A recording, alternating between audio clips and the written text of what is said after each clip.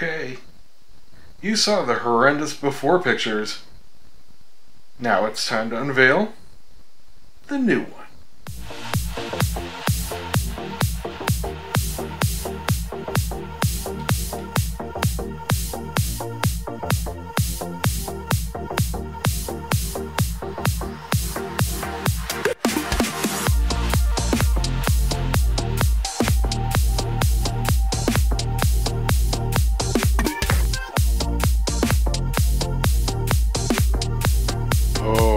Man, am I happy. This turned out absolutely beautifully. It is exactly what I wanted. Let me take you through the major features here. I'll show you what's up, and I'll tell you about some little gotchas that I ran into. And yes, I know the wallpaper's a little jacked up. I haven't configured that yet. That's just the default. I actually have one that I did specifically for the multi-monitors. Hold on, let me switch it. There we go. That's better. And if you're wondering, it doesn't actually look like it's mismatched from my seating position. They line up from where I sit. See? That's from Key West, a shot I did when we last went out there for vacation. Anyway, this is just beautiful. Okay, so the obvious thing is the white light that you see in back, and it's actually on the edge of the desk, so it spans up and down. And I've got it just far enough away from the wall where you don't see any of the dots for the LEDs. See, if you get real close, I don't know if it's going to pick it up on camera, but you can see the little LEDs if they're too close to the wall. But having it this far back, and it's only, I don't know, about 3 inches, the wall diffuses them enough, so it just looks like the wall is glowing. Now this is full intensity, and this is only turned up for the camera. I run it about half when I'm just sitting here working. But let me throw on some more light, and I'll take you through some of the setup here. Okay, there we go. Nothing like a little on-camera video light to bring things out. Okay, first of all, the keyboard. You know what, that's actually a little bright. Dim. There we go. You can see the keyboard is fully backlit. Now here's the thing, this is completely out of the box. You do not have to run the Corsair software if you like it out of the box, and I happen to love it. I would prefer this to be turned off, and by the way, everything here is completely RGB controlled. You can make it do whatever you want. Motion, any kind of coloring, on, off, whatever you want with the Corsair software. But I absolutely love this straight out of the box. The WASD and the arrow keys are in white. The caps lock, num lock, scroll lock are all in white. Everything else is full intensity red, and it's just beautiful. Feels great, looks great, perfect. I don't need to run the CPU hogging software, just sitting there controlling the keyboard. Now I did fire it up once, and it updated itself via the firmware update, and I played around with it, you know, took a look at it, but I don't do the custom keyboard mappings for games and stuff like that, so it doesn't bother me. If you want to use it, it is there. I also don't use media keys, so I don't care about any of that. This is all I want, just a really cool, great feeling functional keyboard, backlit, looks great, perfect, done. Got my mouse here, and funny enough, what I didn't realize is, turn this back up, on my old system, the mouse had been rubbing away the fabric shield, so I've got a little bit of a bare spot. Looks like the mouse's tail is shedding. And this is further back here on the new desk, so it's showing. Not a big deal. Oh my god, are these things expensive. These G5 mice, whew, they are in hot demand. I mean, they're going for hundreds of dollars. Absolutely crazy. I hope this never breaks. I love it. Had another one, a different color. I thought I had it in here, but before that one. Absolutely love them. Okay, speakers. Got these all set. These are the same ones I had. I took off the bracket from the center one because sitting at this desk, the whole desk is up higher. It's absolutely perfectly set for me, so I didn't need any kind of tilt with the monitor. So with the monitor perfectly flat, I didn't have room underneath it for the speaker with the bracket, but taking the bracket off fits in there absolutely perfectly.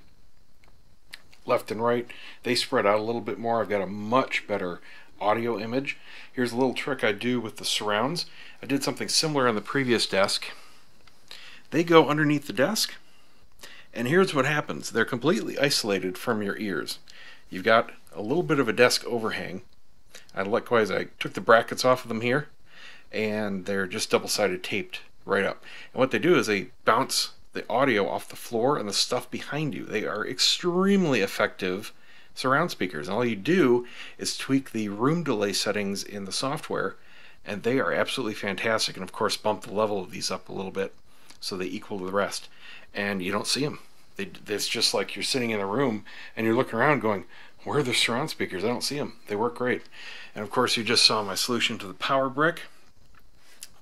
Really, that wire there is the only one you can see if you're walking around the room. The others are up so high and close to the table you don't see anything. I have got that big group coming down to the speaker. There's really not much I can do. I could maybe put a sheath around them, but honestly, you never see it. I don't care. When you're sitting, you don't see it. When you're walking in the room, you can't see it. So unless you stick your head under the desk, you don't see it. And by the way, the room, oh, it's looking so much better, so much cleaner. This is just stuff I'm working on from the transition. This table, except for the modem, is going to be clear. I still need to find like some kind of organizer, not a drawer, but something just for the little stuff like, you know, USB drives and screws and just stuff that you stick around, you know. Something. Got my shelf unit here that I repurposed into basically being a filing cabinet, and this is working out great. 10 of these bankers boxes was 17 bucks at Walmart. They are awesome. So much cheaper than buying more and more filing cabinets. You know, those are like 50, 60 bucks each, and you only get 2 bankers boxes worth. Now,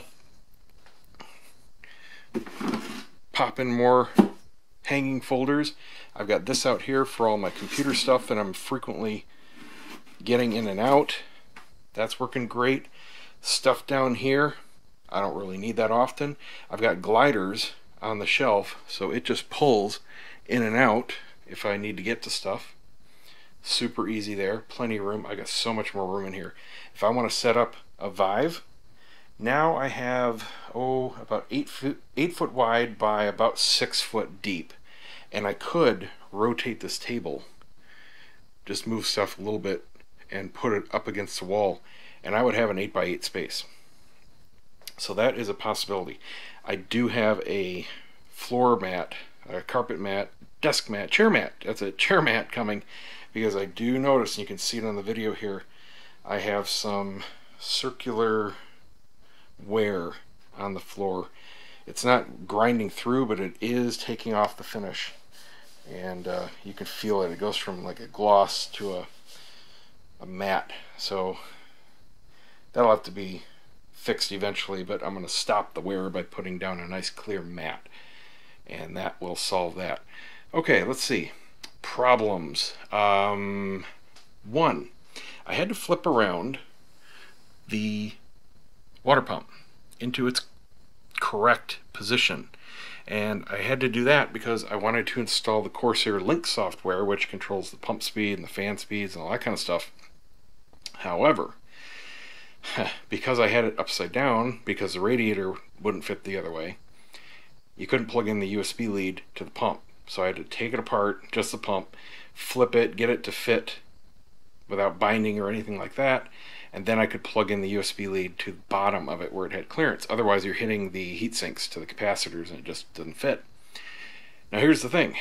You don't need the Corsair Link software. I booted it up, took a look at it. It defaults, if it's not running, to the balanced plan, and that's what I'm going to run anyway. It stays nice and silent when it's idle, and it ramps up the fans a little bit and stays totally cool even while benchmarking. It works beautifully out of the box without the software. Here's the thing. If you look at the pump, it says Corsair. Let me turn this down. In the corner there it says Corsair on the pump. Well, by default that's white, and everything else in there is red. You can change that, like the keyboard, to do whatever you want to do. So I booted up the software, changed it to red. It saves whatever the last thing done to it was, and then you can uninstall the software. So I have no Corsair software running. it just works. So bada bing, bada boom. Let's see. Oh, another gotcha. The LED light. This is a strip I showed it to you in the overview. And it's stuck onto the desk. Okay. This is the first computer I've had where the USB ports do not power off with the computer. I originally thought, oh, okay, I'll run it and plug it right into the back of the computer, and then when I turn the computer off, the light will go off. Nope. It stayed on. And every port was like that, even jumping into hubs. I tried the monitor hubs, the keyboard, standalone plug-in hub. Nope, everything stayed on. Well, here's the secret. If you need your USB ports to power down with the computer, go into your BIOS and look for an ERP setting, a European regulation of power or something like that. Basically, the European standard is if the computer's off, it doesn't use any power. But this is America, so keep it all on. That's the difference.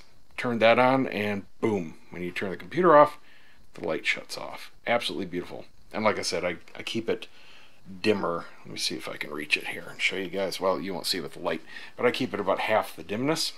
I don't like a lot of glare, but I just want to see what's going on, and I'm using it as bias lighting, not room lighting. So this is its full intensity. Let me turn this camera light off so you can see. And you can see there's quite a bit of light coming off of that. I can see everything on my desk. You can't easily read by it, but you could up here. It's just a nice ambient light. So that works very well. Let's see, what else? Well, it's super quiet. Oh, here's a tip. One of you in particular, Alex, has been complaining that his drives, his Western Digital Blacks, which are the same two hard drives I have right there, are really loud. I'm going, dude, mine are quiet. Well, the drives and the noise you hear can be two different things. Noise is simply movement. It's vibration primarily in a computer. Now, one thing I noticed was, as built, I was sitting here and I'm figuring out where to lay out stuff. I put my hand on my mouse and I'm feeling every tick and grind and spin of the hard drives. It was driving me insane. Well, it was just a sympathetic vibration right here. Didn't happen here, didn't happen here. Right where I wanted to put my mouse, I felt it. Alright? So obviously one solution is to get the thing off the desk. Not really meant to be there. Well, I'm tired of the dust and dirt, so it's staying up on the desk. It's going to stay cleaner longer up there. Another solution would be, and I tested this and it worked, isolate the computer from the desk. I tried doubling up the mouse mat material. That worked okay, but this is still fairly firm. What I found worked really well was folding up a couple little dish towels and just getting, about that much of material underneath the feet. That killed it, but it looked ugly, so that wasn't going to be a solution. Third solution is to isolate the hard drives from the case, and that worked. And what I've got in there, you can see under there just a little bit, are a few layers of black felt. Now you can get that at a fabric store like Joann's. I use it for photography. It's a really good material to soak up light from reflections. Alright, well, let's get to some benchmarks. I'm going to show you guys rendering a 10-minute clip of GoPro 60 frames a second 1080p footage. This is with ProTune on, and it's going to be rendering at 20 megabits a second. Then I'm going to go through some standard benchmarks. So up first we have the 3D Mark Firestrike test. The old one, which was the 970 in the old system, scored a very respectable 10,806 compared to the new system of 16,533. And that's primarily the difference between going up to the new 1070 card. Very nice scores. And likewise results in the Time Spy test. The old system scored a 3812. The new one, a 6,098. And I caught it right in the middle of validating the score here. That's why the screenshot's a little bit different, but it is identical. This is, again, a cloned drive, so it's literally from one system to the next, just changing the graphics card and obviously the processor. And for those interested, here are the details of the overclocking of each card. These are both my rock solid maximum settings. These are settings that I don't have to worry about getting any kind of artifacts or crashing in. Yes, I could push it a little bit more, but you know what? I like stability. So in my old one, the GTX 970, I had it at 1404 for the GPU clock, and the memory offset up to 7312. Then on the new card, obviously apples and oranges, but here are the numbers. Now remember, this is the 1070 overclock series, so it had a significant overclock out of the box versus a stock card, but I was able to get it up to 1926. That's 91, even above the out of the box overclock, and the memory up to 8104, which is 96 above what it was already at. Absolutely astounding numbers, and those are at silent levels. I didn't have to up the fan, I just left it on auto. Both of those operate silently. This is by far the most demanding real-world benchmark, the Metro Last Lite. It's built into the system. It's a stock benchmarking utility basically, and it is intense. It throws everything you're possibly going to see in a game at your system, and it hits it hard. Now don't take these numbers and directly compare them to yours unless you exactly match all these settings. A lot of these benchmark utilities or games don't have a standard or stock set of settings, so I set them to what I game at, 2560 by 1440. A lot of them are 1080 out of the box. Well, lots of things get great results at 1080, but when you go up to 1440 or 4K, that's what really separates the cream from the water, you know what I mean? So here are the numbers here. What are we going to look at? Well, average results down at the bottom here. Average frame rate of 61. Max and minimum, you really don't have to pay too much attention to. It could take one frame, just one kind of odd frame for whatever reason, and it'll trip that minimum. But the average of 61, that's what we're looking at. So the new one went up to 87 with a max of 155 and see a minimum of 22. I mean, that's just, looking on the chart here, something happened during that run, and you really just have to take it with a grain of salt. The average is what you're really going to look at for this particular benchmark.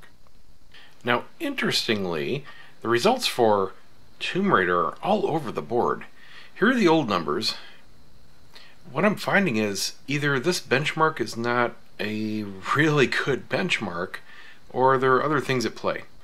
Here we see it does 3 different specific runs and then merges them all together for an overall score, but you have to read into it more. We can see the min and maxes here, and on the 970 they're pretty close. I mean, their mins are 44, 52, and 49. Maxes aren't much past 60. None of them are past 70. Now on the new one, at first glance it looks about the same, but look at the difference in the min and max. Especially for this test here, max goes up to 135. Max here goes up to 81, but minimum's even lower on this particular one, and the overall score is only 1 frame per second more. That just doesn't make any sense to me.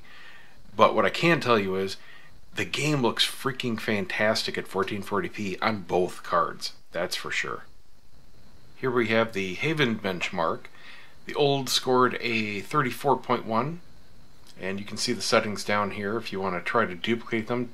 1440p, 8 times anti-aliasing, ultra quality. Basically for all these benchmarks, I crank everything up. I turn everything on. I want to max everything out and get some realistic numbers. So 34.1, a score of 858, min and max at 20 and 77. The new one has a 58.6, score of 1477. Min of 29.8. These benchmarks, when you crank them up, they really push your system. So it's not a walk in the park. And max up to 123.9. So went from 34.1 to 58.6 for the FPS marks. Alright, now here's what I'm really interested in. This is a 10-minute, just about to the mark, clip. This is from the first video I did where I showed you my old setup, went through the room. This is a GoPro 60 frames a second video. It scrubs very nicely. Plays, of course, seamlessly, even with effects, but rendering is what I'm interested in. Now, the old one rendered in 4 minutes 28 seconds from the time I pressed go to the time it was fully complete. So we are going to go ahead and try it. This is with ProTune on. This is basically as intense as I use, and I'm rendering at 20 megabits a second. Just name it whatever, that's fine. Alright, now what I do is I use my iPhone with the timer. Let's see, stopwatch, and I press start as I click export, and I press stop when it's actually done. So I'm going to go ahead and do that now. And we're off. Got it running. We'll see what kind of time we get. So far, looking pretty good. Already significantly faster. It's estimating about 2.5 minutes here. Man, that would be great if I just cut my editing time in half. Or my rendering time, I should say. Coming up on the end here, we're at 242. It's got a couple more processes to finish. It actually creates the file on the drive here. We'll see what kind of time we end at. And here we come up. It's got this and then one really quick one. Ready to press stop, and as soon as that green goes there. 302. Wow. That is awesome. That is at least 30% less. 30 to 35%. That is where the rubber meets the road for me. This upgrade was worth it. And that was just a 10-minute clip. Multiply that by however many minutes I have to render a year. Awesome. Definitely give this kind of upgrade a shot, guys. If you're in the ballpark, in the need for editing or gaming. Alright. Oh, I know what I can show you guys. I will show you, because I did have a couple people ask, how do you benchmark? Let me show you that. So two main ones, the Time Spy and Firestrike, are actually part of 3D Mark. And this is a free demo. You can download it through Steam and run those too. There are other utilities and demos and options if you pay for it, but this is all you need to get those two basic demos, and that's what a lot of people will use to benchmark their basic system. BioShock Infinite is another modern game with a built-in benchmarking utility. To get to it, you right-click on it and choose Launch BioShock Infinite Benchmarking Utility. Now again, make sure that you choose the correct options. I max everything out, and then when it's done, it actually gives you a spreadsheet, so you can open that up and check out whatever details you want to. Metro Last Light has a built-in benchmarker, but it's a little tricky to get to. This one is a very intense game. To get to this one, what you have to do is right-click and go to Properties, and that'll bring up this menu here. You can go to Local Files, Browse Local Files, and this will open up to your actual game directory. And then you'll find Metro LL Benchmark.exe. Just go ahead and run that. Rise of the Tomb Raider is one of the newest games to include a benchmark utility. This one, you actually have to launch the game, wait for it to come up, go into it, press play. You will see Start Benchmark. Now you may have to play through the game a little bit and get to the first checkpoint before this will come up. I'm not sure. I didn't try it as I first, yes I know. I didn't try it when I first launched it, but this is where it is. And I might as well show you what it looks like. So you start it, and it's a preset routine that it runs through. You don't have to do anything, you just wait. It'll run through the 3 different parts of the game and then give you the results at the end. You have to do a screen capture for most of the stuff if you want to look at it later. And you can see that it just looks awesome. And this is cranked up. I love this game. Haven Benchmark is a dedicated tool for doing just such a thing. It allows you to set up whatever you want to as far as settings. Go into it and click Run. This is a dual purpose program and you have to download it. It's completely separate. This is for stress testing and benchmarking. If you run it, it just sits here and it goes through this demo and it looks great. You know, it's awesome for just setting up a cool display, right? But if you want to benchmark, you go up into the top left corner and click Benchmark. And then what it'll do is it takes over, it runs through the same kind of demo but in a very certain pattern and time, and it keeps track of everything. And at the end, it'll give you all the details and scoring. Alright guys, well I think that's going to do it. I am going to enjoy my system now. I'm going to play some games and I'm going to edit some more videos for you. Any questions, give me a shout.